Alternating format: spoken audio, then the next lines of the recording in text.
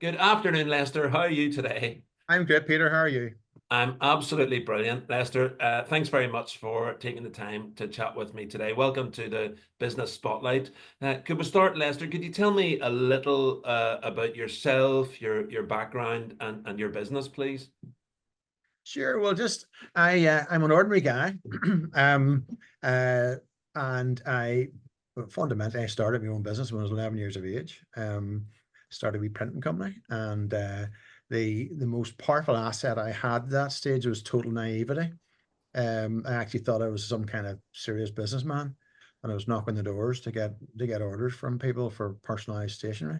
If I had realized I was an 11-year-old little twit, I probably wouldn't have done it. I wouldn't have had the nerve. Got my first bank overdraft when I was 14.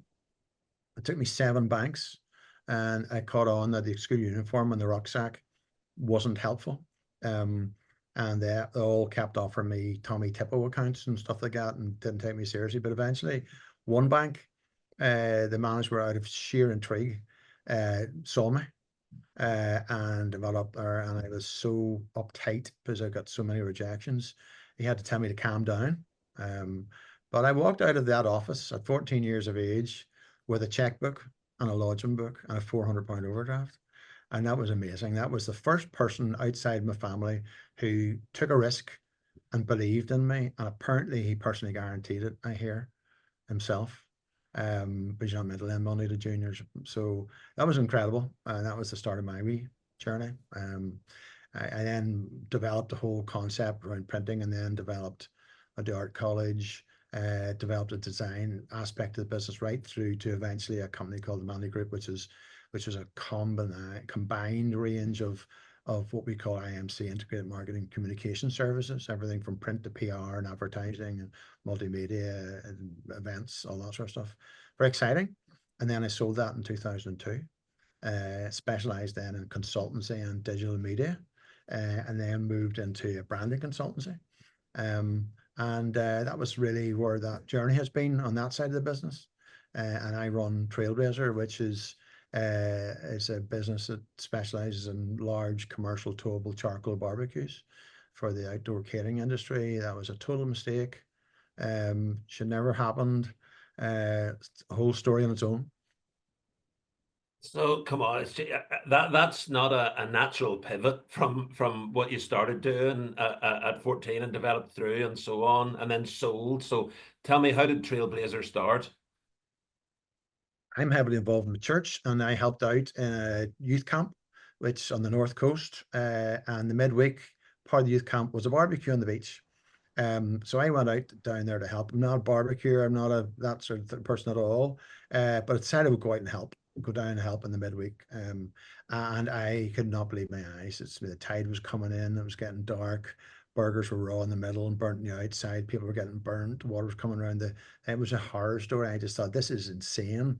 And the rebel in me said, I'm going to have to sort something out. So I went away and designed a barbecue on a trailer and handed it to them next year and said, there you guys go, no more of this nonsense. There's your machine there. That'll sort you out. And then people started contacting me saying, where do you get this from? And can you hire them? Can you buy them?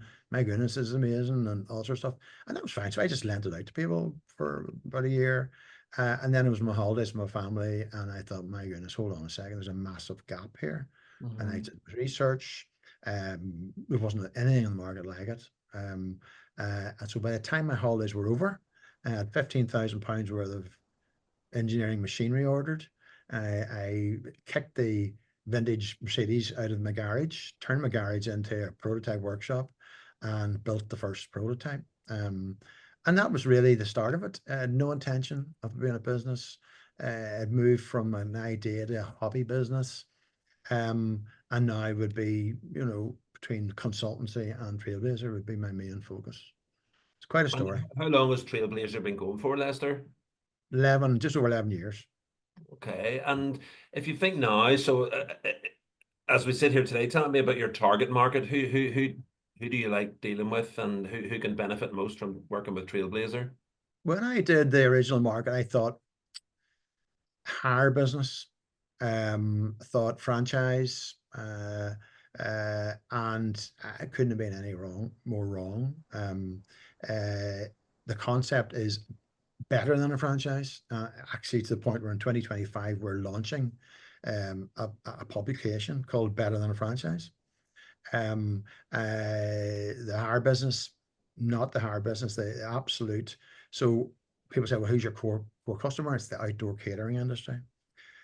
But I could not have predicted. I mean, we have 13 machines in the military between US Air Force, RAF, British Army, Irish Army, other places. Now, how an Air Force, and people say, well, how on earth does an Air Force have your machines? Well, they're training grounds.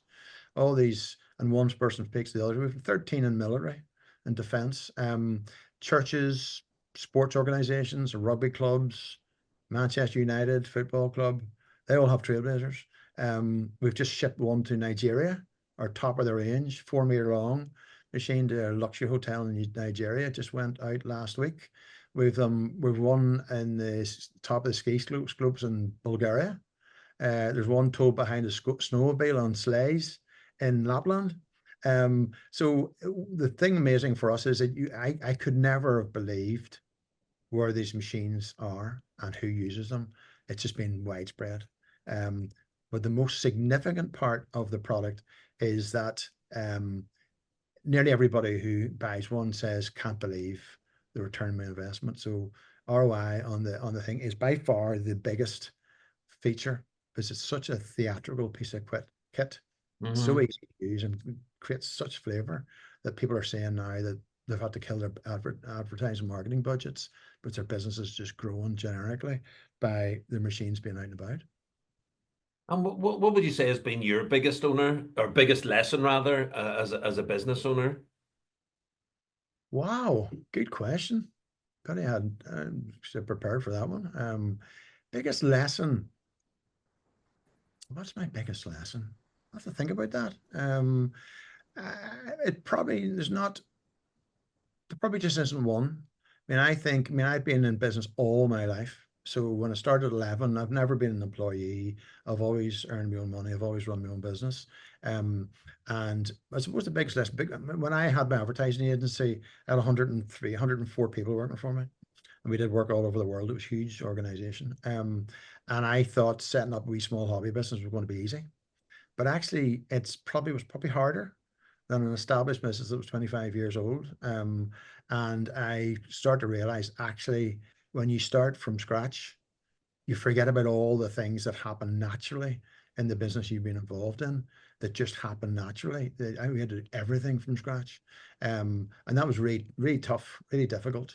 And just because you have the best product in the world does not guarantee you success. So the other lesson is that it's more than just a good idea. You need to actually be able to back that up with a whole lot of other things working for you at the same time. And you need to be prepared to take 10 times the flak that you think you might need to take.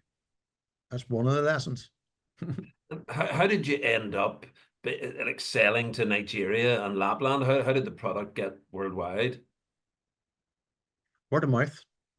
A hotelier from Africa was over in London. He saw a machine at a street food event, saw where it was, checked us out, contacted us, and said, "Love these. I want two." So the first one went to a hotel he has in Ghana, and the second one then a few months later, he said, "Right, I want another one in the hotel in Nigeria." I hope I'm getting the right locations right, but I'm pretty sure that's.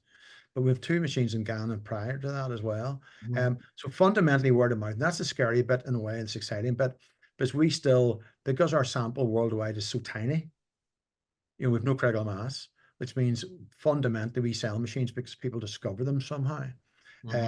Once we get to the point where that's a well-known brand within the industries, then naturally, from my advertising background, naturally the critical mass, critical exposure goes through the roof, and usually your turnover goes through the roof as well. So we're at a stage where we're saying, oh, the next stage here could be a very difficult one, because we're worldwide shipping these machines directly from the factory, but yet not really known, but we're still being discovered. And are the machines made in Northern Ireland? I design. We run the business here. We have a factory in Dundonald, East Belfast, and I do all the product design. And then I have a small team of people here who manufacture the product in our own factory in Dundonald. Great wee team of people. We do everything, and it's very exciting. It also means that we've got fantastic ability to iterate, and we've been quite innovative. You know, for a very small organization, like we have a 3D print farm of 7 3D printers who are running, you know, pretty well round the clock. We produce in-house all our own plastic parts, and jigs and fixtures and all that sort of stuff.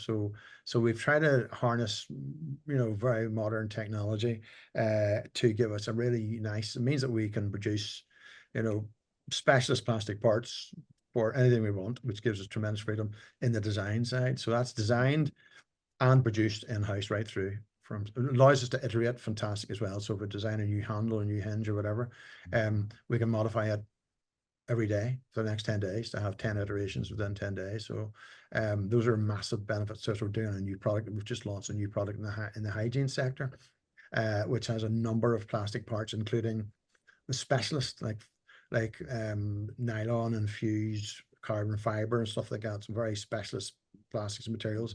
We're able to design and produce them on house, and for hygiene environments and that sort of stuff, and metal detectable. And so we're trying to move the technology quite hard, even though we're a very small organization.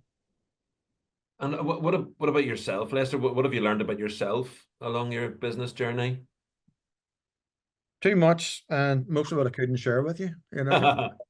I suppose I'm more aware of my vulnerability than ever. I wish I was 20 years younger, because I'm still, my ideas are getting bigger and more exciting, and all that sort of stuff. But you know, maybe I don't have the same level of energy. So relying on a team of energetic people to do the other bits is, so I have to move my focus on being innovative, creative, strategic, um, uh, and build a team around me that can actually deliver all the executables of that. Learning about myself, I always, people say to me, oh, yeah, you're a serial entrepreneur, you know, and I say, no, it's not. It's actually, there's another term. It's called a genetic defect.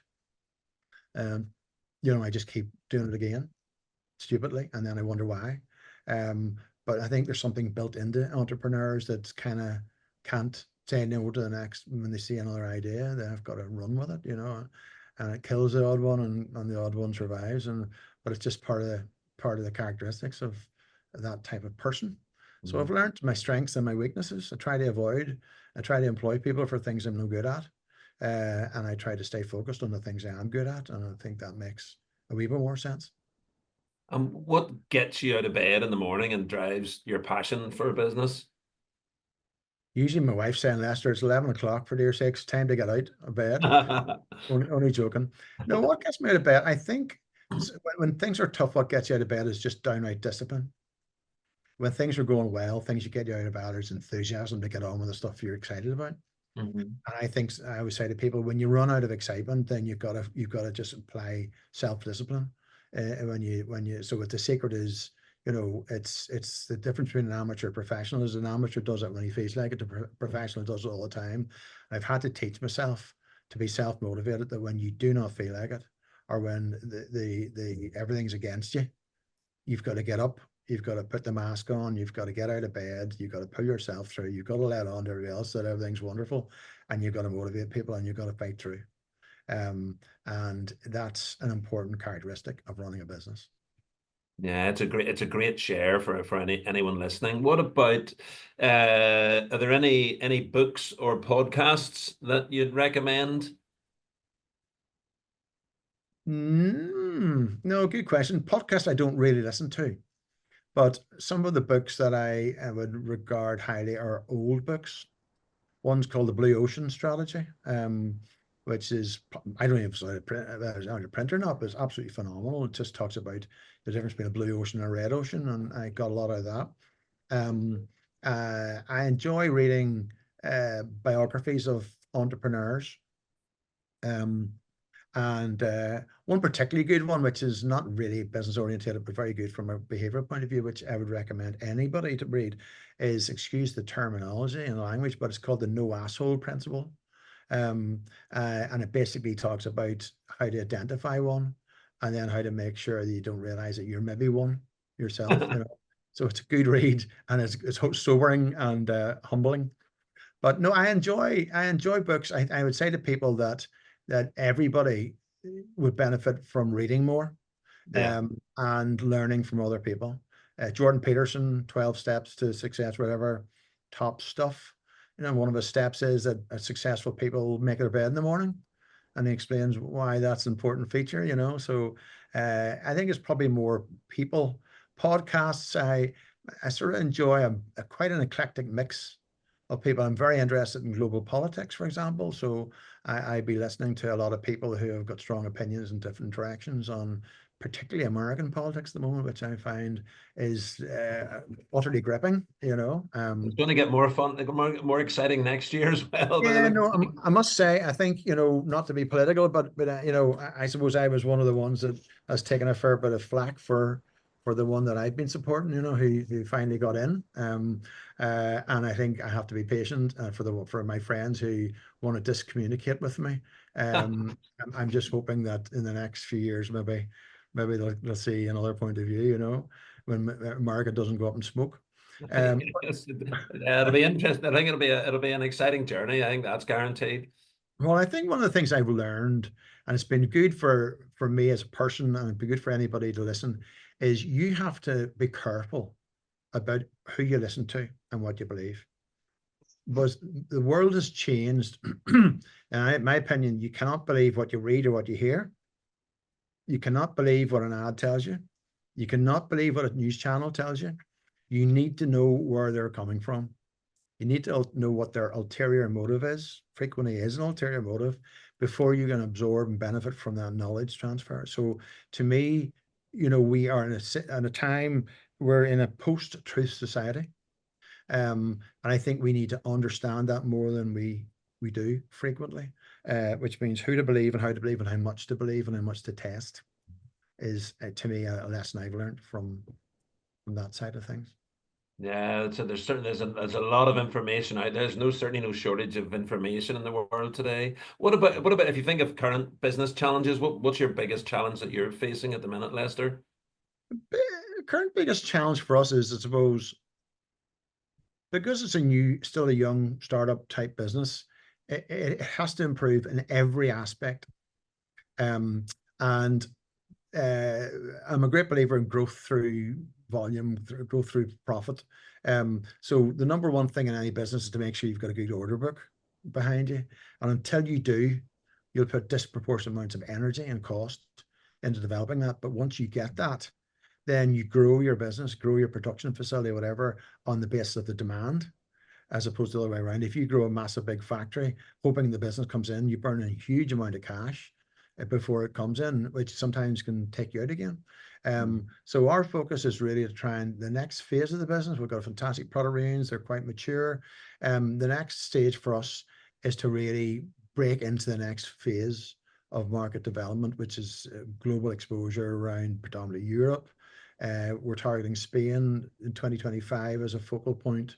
We've only a handful of machines in Spain, but yet it's, from a European point of view, it's probably one of the most significant markets we could break into. We're being challenged by that. The language is a big barrier, but the target market is 100% right for us because it's outdoor eating, it's tourism, it's hospitality, it's everything that suits us down to the ground. So once we overcome the hurdles of why we're not doing more in Spain, then that could be a very significant growth for us, you know. Sounds Um, exciting. And what about let's go on a different tack. So if you could invite any three people, alive or dead, to a dinner party, Lester, who's going to be there? Elon Musk would be one. Elon Musk has something to teach everybody. Um, uh, he will go down in history as a modern day genius. He's just unique. Not perfect. Don't agree with everything he does, but my word, that guy is sharpest tool in the box. So he would definitely be one of them. Another guy would be a guy called David Wilkerson. David Wilkerson, most people won't have heard of, but he is a very famous minister who ran a church called Times Square Church. He was very significant in turning around a lot of the serious ghetto warfare, and an incredible man, and bold as anything with his faith, and huge regard for that. He's a guy I would have loved to have met, and I would have him. He's not with us anymore, sadly. He was killed in a car crash. And the other ones that I would like to have around the dinner table are some of them I have already had around my dinner table. People like Richard Branson, Bob Geldof, people like that who taught me a lot when I worked with them, in the other side of my business. Hugely impressive people, a lot to learn from them, a lot of life's journey there. And there's many others. I would, when I go off this call, I'm sure another 10 names will come into my head. There's people out there who are incredible people, locally as well. People who are no longer with us, but people that I've worked with in the past, guys, people like Sir George Quigley and people like that who were very significant local business people here. Huge amount to offer. And interestingly, one characteristic that attracts me to a person is humility, in power. And when they did a massive bit of research on the global collapse in 2008, I think it was, McKinsey, I think, did the report. They did research. What was the number one characteristic of CEOs of major business that recovered well from the collapse? And the single one characteristic was humility, leading well, and humility, coming down to people's levels. And I think that's an incredible takeaway for anybody. Yeah. See, when you start to get successful, and I have had the sad experience, I've worked with many successful people around the world. A lot of them I've become successful with. A lot of them weren't successful when we started working with them, and a lot of them couldn't cope with success. Terribly sad. So keep your feet in the ground, look after the people on the way up, because you might need them on the way down, and always have a humble chat. Be thankful for what you have and never take it for granted, never feel entitled. And what about some great shares there? What about if you fast forward 5 years? What does Trailblazer look like then? I dream, don't know whether I'll ever get there or not, but I've always dreamt as a kid, like, as I would always love a brand new factory. I'd love to have the latest technology. I'd like to have a show area where you come pick a machine up from wherever. It just, to me, having been a branding man all my life, I worked with biggest brands all over the world and some of the smallest ones as well. I would love Trailblazer to be an exemplary model of form and function equal. Which is talk about form over function. When I do teaching on branding, I talk about a brand as substance wrapped in emotion. And you can't get to the substance unless you go through the emotion. And if the emotion's bad, then your substance doesn't deliver, even though it's better than people think, but you perceive it's rubbish.